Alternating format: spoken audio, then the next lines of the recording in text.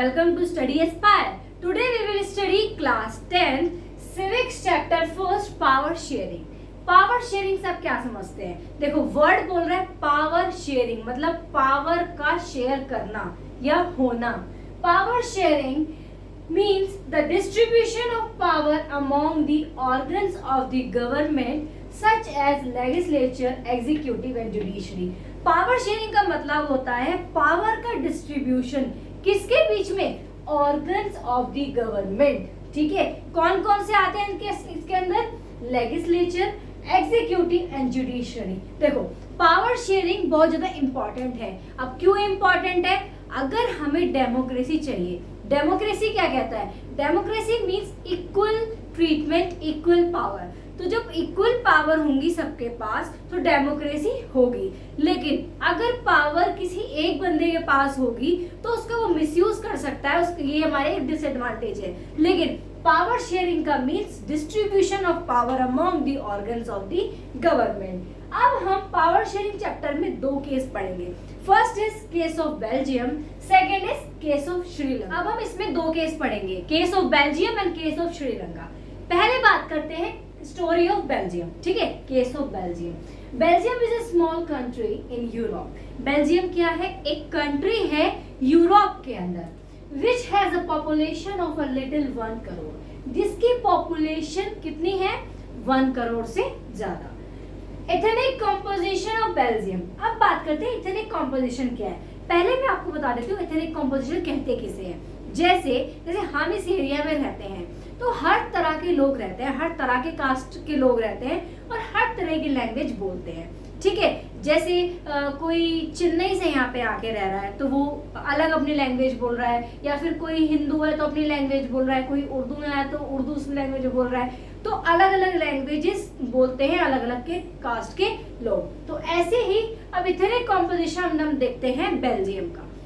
Out of total population of the country, अब Belgium की total population में से अब हम बात करते हैं कौन कौन से लोग क्या लैंग्वेज बोलते हैं और कौन से रीजन के हैं. 59% live in the Flemish region, speaks Dutch language.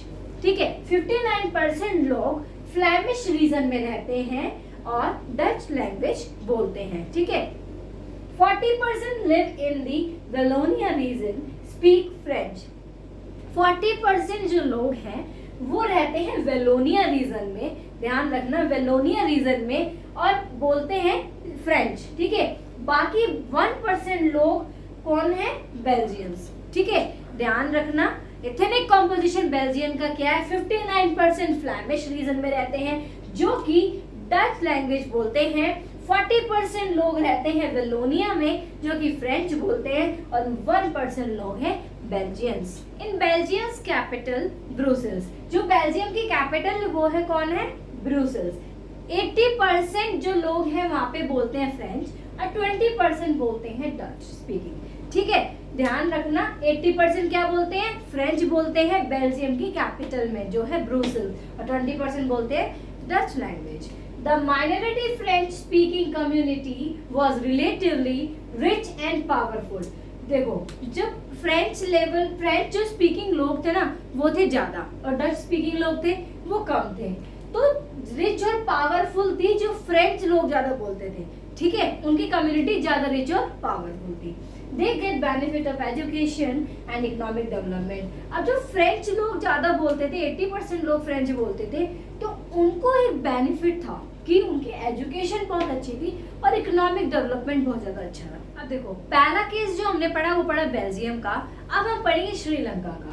Sri Lanka is an island nation south of India having diverse population of the about 2 crore. Sri Lanka क्या है? एक आइसलैंड नेशन है. कहाँ पे? इंडिया के साउथ में, जिसकी पॉपुलेशन कितनी है? About 2 crore. The major social group. अब एथनिक कंपोजिशन की बात करते हैं श्रीलंका की. इसमें क्या है? सिन्हाला स्पीकर्स जो है वो है 74% और जो तमिल स्पीकर्स है वो है 18%. लेकिन ये 18% जो तमिल्स है ना वो भी दो ग्रुप में डिवाइडेड है. Tamils are divided into 2 group. First Sri Lankan Tamils and Indian Tamils. Sri Lankan Tamils जो थे वो है 13% और इंडियन तमिल्स जो है वो है 5%. ठीक है।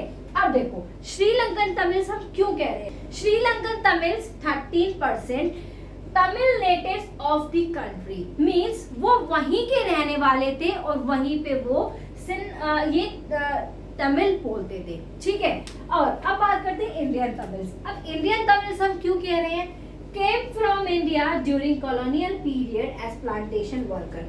ये जो हमारे इंडियन तमिल्स हैं ये ब्रिटिशर्स इंडिया से उनको लेके चले गए थे, क्यों, वर्कर्स के तौर पे, प्लांटेशन वर्कर्स, ठीक है। अब ध्यान रखना जो हमारे श्रीलंका में सिन्हाला स्पीकर जो थे वो 74% थे, तमिल स्पीकर्स जो थे वो 18% थे, लेकिन वो 18% भी दो ग्रुप में डिवाइडेड होते हैं। फर्स्ट इज श्रीलंकन तमिल्स जिनकी परसेंट है 13% और सेकेंड इज इंडियन तमिल जो कि 5% है। Most of the Sinhala speakers people are Buddhist while most of the Tamils are Hindu and Muslim। देखो जो ज्यादातर लोग सिन्हाला स्पीकर जो थे वो कौन थे, वो थे बुद्धिस्ट, ठीक है। और जो तमिल्स थे अधिकतर वो लोग क्या थे, हिंदू और मुस्लिम।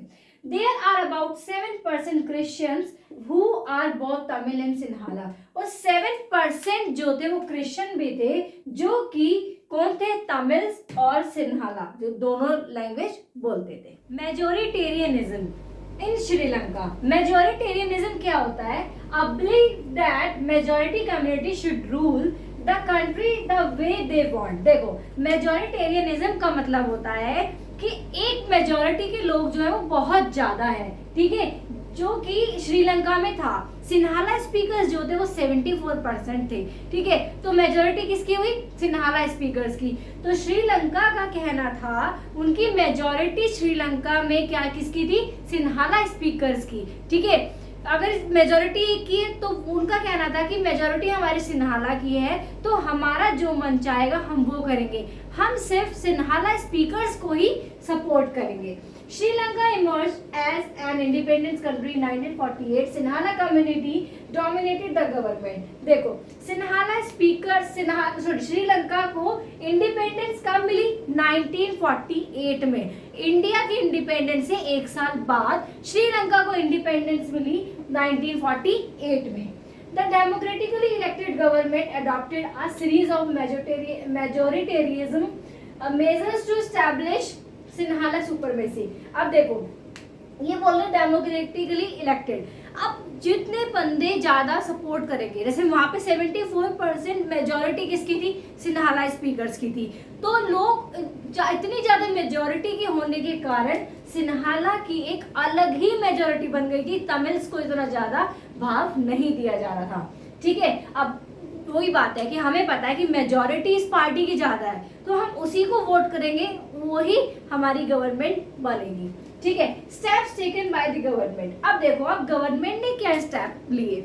1956 में Sinhala become the only official language दस डिसरिगार्डिंग तमिल्स। देखो 1956 में सिन्हाला ने डिक्लेयर किया कि जो सिन्हाला है, श्रीलंकन ने डिक्लेयर किया कि सिन्हाला जो है वो एक ऑफिशियल लैंग्वेज है, ठीक है। और सबसे बड़ी बात तमिल को डिसरिगार्डिंग किया गया कि तमिल जो लोग बोलते हैं उनको कोई प्रायोरिटी नहीं मिलेगी। Government job and universities position were given to them. अब जो भी है, जैसे कि कोई जॉब के लिए गया और वहां पर सिन्हाला स्पीकर्स नो है, अगर एक तमिल है या फिर एक सिन्हाला स्पीकर है बाकी नो तमिल्स है, तो जो सिन्हाला स्पीकर्स है उसी को गवर्नमेंट जॉब मिलेगी, उसी को यूनिवर्सिटी में एडमिशन मिलेगा, ठीक है। तो government job and university position were given to them, Sinhala को दी गई। A new constitution stipulated that the state shall protect and foster Buddhism. एक न्यू कॉन्स्टिट्यूशन बनाया गया जिसमें कि बोला गया कि हम प्रोटेस्ट करेंगे, किसको प्रोटेक्ट करेंगे, जो बुद्धिज्म है, जो सिन्हाला स्पीकर्स है। अब समझ में आ गया, मेजोरिटेरिज्म का मतलब है एक मेजोरिटी, एक लैंग्वेज की मेजोरिटी इतनी ज्यादा है, 74% है, तो वो लोग क्या सोचते थे कि हमारी मेजोरिटी ज्यादा है तो हम ही यहाँ के राजा हैं, जो हम चाहेंगे वो हम करेंगे। जो तमिल्स हैं, जो अदर लैंग्वेज स्पीकिंग के लोग हैं, उनको कोई प्रायोरिटी नहीं दी जाएगी। ठीक है। और सेकंड इंपॉर्टेंट पॉइंट हमने पढ़ा कि जो भी जैसे कि गवर्नमेंट जॉब है, यूनिवर्सिटी में एडमिशन है, वो सब सिन्हाला स्पीकर्स को ही दिया जाएगा, बाकी तमिल्स को प्रोटेक्ट नहीं किया जाएगा। ठीक है। और हमने क्या पढ़ा, श्रीलंका जो है इंडिपेंडेंट कब हुई, 1948 में। इंडिया हमारा इंडिपेंडेंट हुआ था 1947 में और श्रीलंका इंडिपेंडेंट हुआ है 1948 में। ठीक है। अब जीती कैसे, ये कैसे गवर्नमेंट बनी, क्योंकि मेजॉरिटी से हालांकि इतनी ज्यादा थी जिसकी वजह से वो गवर्नमेंट बनी। ठीक है। और उसको बोला गया है कि the democratically elected government adopted a series of majoritarian measure the establish Sinhala supremacy. Sinhala को ही सिर्फ वो सबसे ऊपर रखते थे, सबसे ज्यादा प्रायोरिटी देते थे। अब हम पढ़ेंगे तमिल्स के बारे में। जब इतना सब कुछ श्रीलंका ने तमिल्स के लिए, उनके लिए किया, सिन्हाला स्पीकर्स के लिए किया, तो तमिल्स को भी तो लग रहा था ना कि हमारे लिए तो कुछ ही नहीं हुआ, हम क्या करेंगे, हम जॉब नहीं मिलेगी, हमें कोई प्रायोरिटी नहीं मिलेगी। तो अब बात करते हैं तमिल। Reaction of Tamil. अब देखो, सिन्हाला जो लैंग्वेज है उसको ऑफिशियल लैंग्वेज घोषित कर दिया गया। मतलब इतने सारे जो श्रीलंकन्स हैं, श्रीलंका है, उन्होंने बहुत सारी चीजें सिन्हाला के फेवर में की, लेकिन तमिल्स के फेवर में कुछ नहीं किया। जब ऑफिशियल लैंग्वेज को घोषित किया गया तो तमिल्स का भी कुछ रिएक्शन आया, क्योंकि तमिल्स के लिए कुछ भी नहीं किया जा रहा था, सब कुछ सिन्हाला के लिए ही हो रहा था। Launch parties and struggle for. देखो, अब उन्होंने क्या किया, अपनी पार्टीज लॉन्च करना शुरू कर दिया और बोला भाई हम स्ट्रगल करेंगे, हमें कोई भी कंसीडर नहीं किया जा रहा है, हम यहाँ पे रह रहे हैं, ना हमारी कोई बात सुन रहा है। ठीक है। अब उन्होंने स्ट्रगल क्या किया कि हम किसके लिए स्ट्रगल करेंगे, recognising Tamil as the official language. हम स्ट्रगल करेंगे कि भाई ऑफिशियल लैंग्वेज, अगर आपने सिन्हाला को घोषित किया है तो तमिल्स को भी ऑफिशियल लैंग्वेज घोषित कर दो। Regional autonomy. अगर चलो आपको कुछ भी नहीं करना, हमारा एक अलग पार्ट दे दो, अलग हिस्सा दे दो जिसमें हम अपनी मर्जी कर सके, अपनी चला सके। अगर आपको उसको प्रायोरिटी दे, सिन्हाला को दे लो, लेकिन हमें भी तो कुछ करो ना, हमारे लिए भी तो कुछ करो ना। वह तो हर एक चीज ही सिन्हाला के लिए हो रही है। रीजनल ऑटोनॉमी, इक्वल अपॉर्चुनिटीज, या फिर हमें इक्वल अपॉर्चुनिटीज दो, कुछ तो अपॉर्चुनिटीज दो।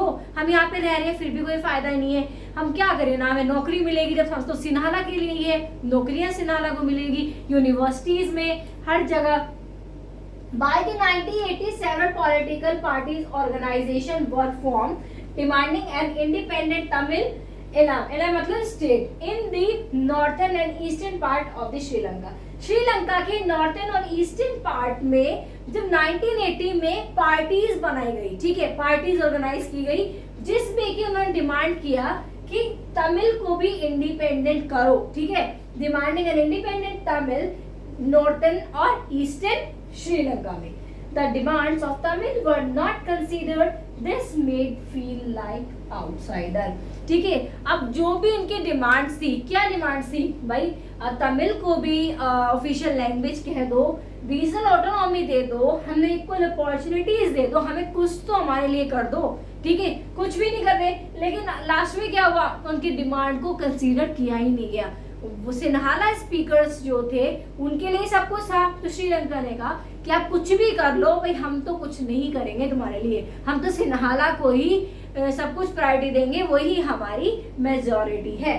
ठीक है। तो उनको फील होने लग गया भाई हम तो आउटसाइडर हैं, हम यहाँ पर रह कर भी ना तो कोई हमारी सुनता है, तो हम तो यार ऐसा लग रहा है कि हम तो आउटसाइडर्स ही हैं यहाँ पे। Soon this resulted in civil war in which thousands of people were killed. देखो, जब सिन्हाला को प्रायोरिटी दी जा रही थी, तमिल्स को नहीं दी जा रही थी, तो इसके कारण क्या हुआ, सिविल वार छिड़ गया। ठीक है।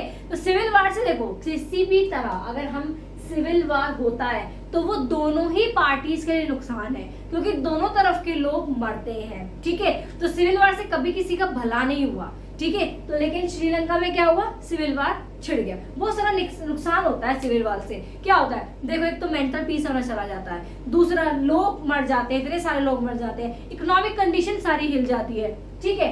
Accommodation in Belgium. अब बेल्जियम में एकोमोडेशन कैसे किया गया, in Belgium rather than disregarding the difference the government took measures to accommodate them। देखो बेल्जियम की जो गवर्नमेंट है ना, उन्होंने ऐसे नहीं किया कि भाई तुम अलग कास्ट के हो, तुम जाओ, हम तुम्हारी नहीं सुनेंगे, हम तुम्हें कोई प्रायोरिटी नहीं देंगे, हम सिर्फ अपने कास्ट के लोगों को देंगे। नहीं, बेल्जियम ने ऐसा नहीं किया, उनकी सब चीजों को कंसीडर किया। They recognise the existence of the culture and regional differences. जो भी कल्चरल अलग अलग लोग कल्चरल के लोग हैं, अलग अलग लैंग्वेज के हैं, सबको कंसीडर किया गया। Amended the constitution 4 times to resolve this problem.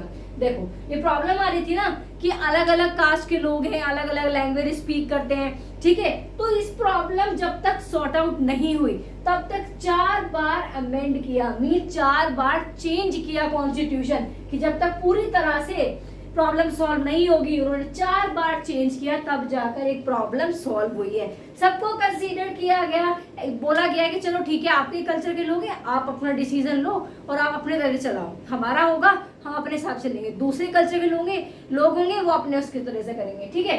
तो ये हुआ था हमारा Belgium. Elements of the Belgium model, both French and Dutch got equal representation in central government। French और डच स्पीकिंग लोग जो थे उनको इक्वल ट्रीटमेंट दिया गया, ठीक है, सेंट्रल गवर्नमेंट में।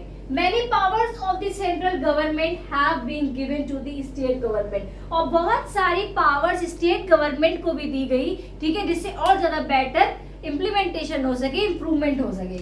Separate government in Brussels with equal representation of both the community. अब देखो एक सेपरेट गवर्नमेंट बनाई गई ब्रुसेल्स में, जिसमें भी इक्वल ट्रीटमेंट दिया गया, ठीक है, जो भी दोनों कम्युनिटी थी उनको इक्वल ट्रीटमेंट दिया गया, फ्रेंच और डच स्पीकिंग को। ब्रुसेल्स है कैपिटल ऑफ बेल्जियम, ठीक है, तो इसमें क्या था, जो फ्रेंच स्पीकिंग लोग थे वो ज्यादा थे और डच स्पीकिंग लोग थे वो कम थे, ठीक है। Community government was elected for the handling cultural and language related issue. एक कम्युनिटी गवर्नमेंट बनाई गई कि आगे भाई जो हो सकता है कि भाई लैंग्वेज और कल्चर में कुछ डिफरेंस आए, कुछ इशू आए, तो उसको हैंडल करने के लिए कम्युनिटी गवर्नमेंट बनाई गई। Many countries of Europe came together to form European Union with Brussels as headquarter। ये इम्पोर्टेंट है, इसको याद करना रखना। मैनी कंट्री, जो बहुत सारी कंट्रीज आई, ठीक है, यूरोप में to form European Union form करने के लिए आई थी, और ब्रुसेल्स के साथ एक ब्रुसेल्स में हेडक्वार्टर चाहते थे, ठीक है। समझ में आ गया क्या क्या था इसमें? क्या किया था, दोनों को इक्वल ट्रीटमेंट दिया गया था, ठीक है, बेल्जियम में इक्वल ट्रीटमेंट दिया गया था। जो गवर्नमेंट ने दोनों को एक बराबर चीजें सोची थी, दोनों के लिए, फ्रेंच के लिए भी और डच स्पीकिंग के लिए भी। और जो श्रीलंका में हमने क्या देखा, वो सिर्फ सिन्हाला को प्रायोरिटी दे, तमिल्स को नहीं, लेकिन यहाँ पे फ्रेंच और डच को दोनों को प्रायोरिटी दी गई है, ठीक है। सेपरेट गवर्नमेंट बनाई गई है, कम्युनिटी गवर्नमेंट बनाई गई है, ठीक है। Why power sharing is desirable? अब पावर शेयरिंग डिजायरेबल क्यों है? देखो हमने 2 केस पढ़े थे, एक केस पढ़ा था बेल्जियम का, एक केस पढ़ा था श्रीलंका का।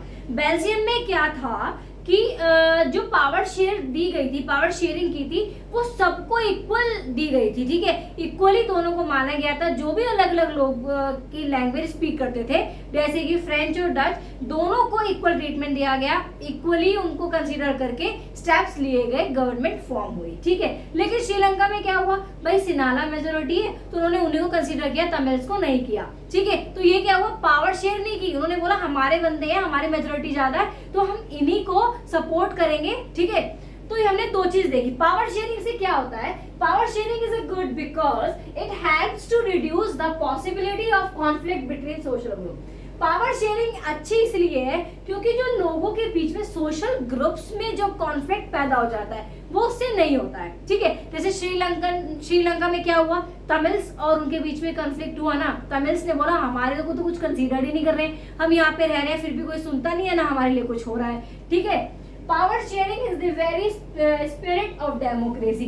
पावर शेयरिंग स्पिरिट है डेमोक्रेसी की। डेमोक्रेसी का मतलब क्या है, मीन्स इक्वल ट्रीटमेंट, ठीक है, इक्वली ट्रीट किया जाता है। तो पावर शेयरिंग अधूरी है, डेमोक्रेसी अधूरी है पावर शेयरिंग के बिना। तो ध्यान रखना, ये 2 मेन रीजन है जिसकी वजह से पावर शेयरिंग जो डिजायरेबल है। फॉर्म्स ऑफ पावर शेयरिंग, ठीक है। पहली फॉर्म है horizontal distribution. Horizontal distribution means power shared among different organs of government such as the legislature, executive and judiciary। Power share हुई है different organs of the government के बीच में। वो 3 organs कौन से हैं? Legislature, executive and judiciary. Horizontal है तो ये ऐसे चलेगा, मींस ये तीनों मिलके काम करेंगे, ठीक है। Each organ maintain a system of check and balance, ठीक है। ये लोग मिलके काम करेंगे और ये ना, जैसे जुडिशरी वाला लेजिस्लेचर को बोल सकता है भाई थोड़ी गलती होगी इसको करेक्ट कर ले, ये इसको बोल सकता है, ये इसको बोल सकता है, ठीक है। तो ये आपस में मिलके काम करते हैं, ये हमारी होती है horizontal distribution.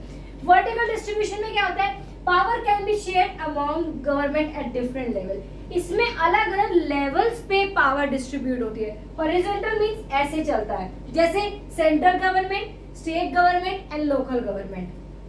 Central government, state government and local government. Such government are called the federal government. इस टाइप को गवर्नमेंट को हम कहते हैं फेडरल गवर्नमेंट। ये अलग चैप्टर है, इसके बारे में हम आगे पढ़ेंगे। When such power distribution is followed, the constitution lays down the power of each tier of the government. देखो, अब जैसे सेंट्रल गवर्नमेंट ने कोई भी कुछ भी जैसे डिसीजन ले लिया तो सबको मानना पड़ेगा। जैसे अगर लॉकडाउन लगेगा, सेंट्रल गवर्नमेंट ने डिसीजन ले लिया कि लॉकडाउन लगेगा, तो वो स्टेट को, लोकल को, सबको मानना पड़ेगा। हाँ, ऐसा हो सकता है कि सेंट्रल ने कुछ पावर्स दे दी स्टेट्स को कि अगर तुम्हारे एरिया में कुछ जैसे इमरजेंसी सिचुएशन आती है, कुछ भी आती है, हाँ तुम्हारे कुछ राइट्स है, आप अपने हिसाब से इसको हैंडल कर सकते हो, ठीक है।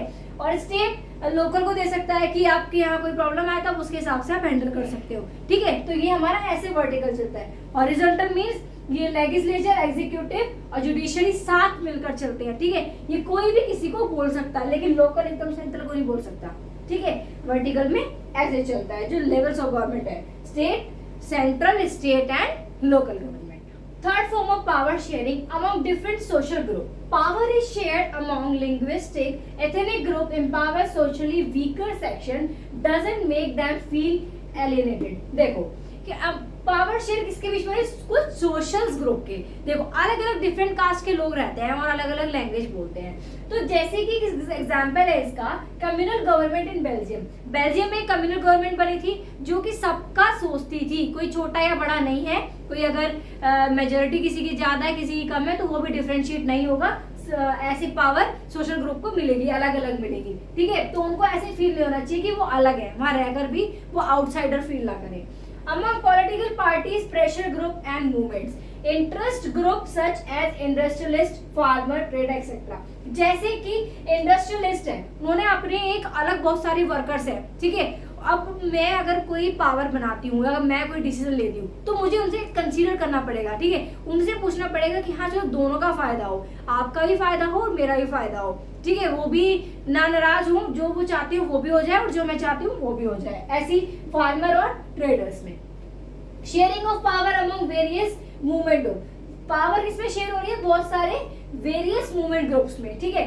Example, formation of a coalition government in which more than one political party came together to form. देखो क्या हो रहा है? फॉर्मेशन हो रहा है गवर्नमेंट का जिसमें एक से ज्यादा पार्टी आ रही है और एक गवर्नमेंट बना रही है, ठीक है। पर्टिकुलर किसी एक को सपोर्ट नहीं किया जाएगा, ठीक है। समझ में आ गया? ये 4 फॉर्म्स हमने पढ़े, horizontal, vertical, among different social group and among political parties, pressure group and movements. I hope आपको इस वीडियो में सब कुछ समझ में आया हो। अगर कुछ भी आपको समझ नहीं आए प्लीज मेरे को कमेंट करें, ठीक है। अगर आपको पर्टिकुलर कोई टॉपिक पे वीडियो चाहिए या कोई भी टॉपिक समझ नहीं आए तो प्लीज आप कमेंट सेक्शन में बता सकते हैं। Please do like my video, share my video and please do comment.